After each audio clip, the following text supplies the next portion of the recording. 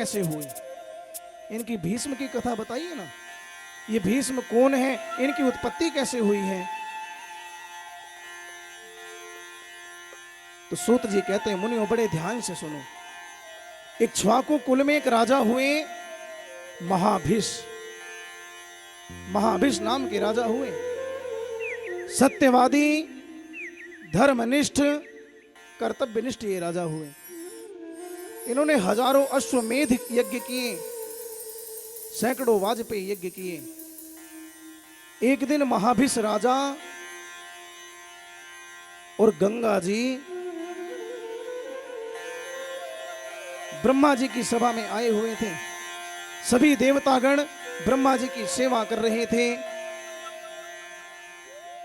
महाभिष राजा गंगा जी के ऊपर मोहित हो गए और उस समय वहां पर पवन का एक झोंका आया, एक पवन का वेग आया, जिससे मां गंगा के वस्त्र उठने लगे। सभी देवताओं ने अपनी गर्दन नीचे कर ली, लेकिन ये महाभिष राजा गंगा जी को देखते रहे। ब्रह्मा जी ने श्राप दे दिया कि तुम दोनों ने मनुष्यों वाला कार्य किया है, जाओ दोनों मनुष्य बनकर के धरती पर विचरण करो, और जब पुण्य एकत्र करोगे तब वापस स्वर्ग लोक में आ पाओगे। अब ये महाभिष जो राजा है ना, ये सोचने लगे कि मैं किसका पुत्र बनूं। इस संसार में ऐसे कौन से राजा हैं जो सत्यवादी हैं, धर्मनिष्ठ हैं, उनका पुत्र बनता हूं। ये महाभिष राजा मन में विचार कर रहे थे। इनको ध्यान में आया कि हां, पृथ्वी पर एक राजा है प्रतीप, धर्मनिष्ठ राजा है, धर्मात्मा है, मैं उनका पुत्र बन जाता हूं। ये महाभिष राजा उन प्रतीप के पुत्र बने। इनका नाम हुआ शांतनु। और ये मां गंगा जी भी श्राप के कारण, श्राप को भोगने के लिए धरती पर आ गई। देखो, मां गंगा 2 बार आई हैं धरती पर। एक बार तो सबका उद्धार करने के लिए आई हैं। हम गंगा जी जाते हैं, हर हर गंगे कह के गोते लगाते हैं, हमारा उद्धार हो जाता है। और एक बार गंगा जी को भी श्राप मिला है, तो मनुष्य रूप में धरती पर आई हैं उस श्राप को भोगने के लिए। गंगा जी मनुष्य रूप में धरती पर आ गई हैं। और एक दिन शांतनु राजा वन में शिकार खेलने गए। हिरण को देखते देखते घने वन में चले गए और इन्होंने नदी के किनारे एक सुंदर स्त्री को देखा। देखते ही मन मोहित हो गया। ये है गंगा जी। गंगा जी को देखते ही शांतनु का मन मोहित हो गया। गंगा जी भी शांतनु को देख रही हैं। दोनों एक दूसरे की तरफ आकर्षित होने लगे। तो शांतनु ने कहा कि आप मुझसे विवाह कर लो।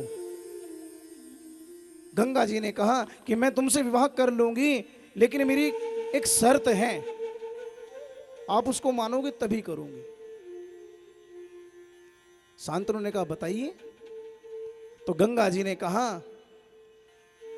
कि हे राजन, आप मुझसे कभी भी कोई प्रश्न नहीं करोगे। मैं अच्छा करूं या बुरा करूं, आप मुझसे कभी कोई प्रश्न नहीं करोगे। यदि मुझे वचन देते हो तो मैं आपकी पत्नी बन सकती हूं। और देखो, ऐसा वचन कभी किसी को नहीं देना चाहिए। शांतनु ने कहा ठीक है, मुझे स्वीकार है। शांतनु राजा का और गंगा जी का विवाह हो गया। धीरे धीरे समय बीतता गया और देखो, राजा शांतनु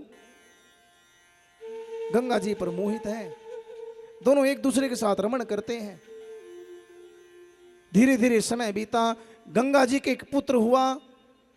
गंगा जी ने उस पुत्र को अपनी गोद में लिया और नदी की ओर बढ़ने लगी और ले जाकर के उस पुत्र को नदी में छोड़ दिया। एक एक करके अपने पुत्रों को नदी में छोड़ रही हैं गंगा जी। शांतनु राजा जब ये देखते हैं तो उनका मन विचलित हो जाता है, बहुत दुखी होते हैं, रोने लग जाते हैं। देखो कैसी मां है, अपने ही पुत्रों को बहा रही है नदी में। क्या इसको दया नहीं आती? अरे ऐसी भी कोई मां होती है क्या?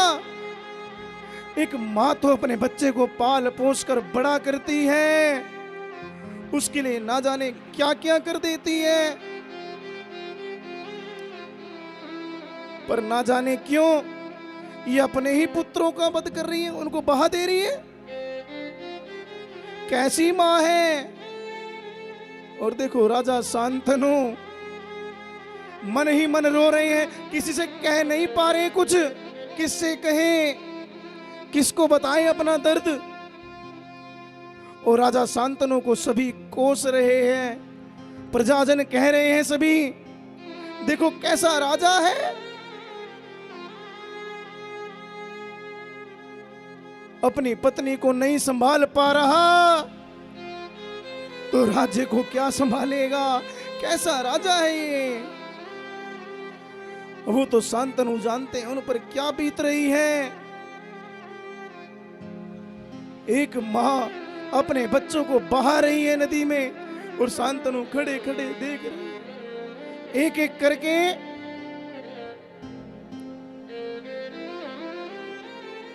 7 पुत्रों को नदी में बहा दिया गंगा जी ने।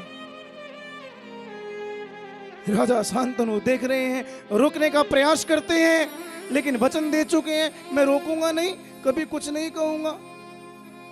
तो मन ही मन रो रहे हैं और मन को धीर बंधा रहे हैं। ये मन, तू धीरे धीरे रोना,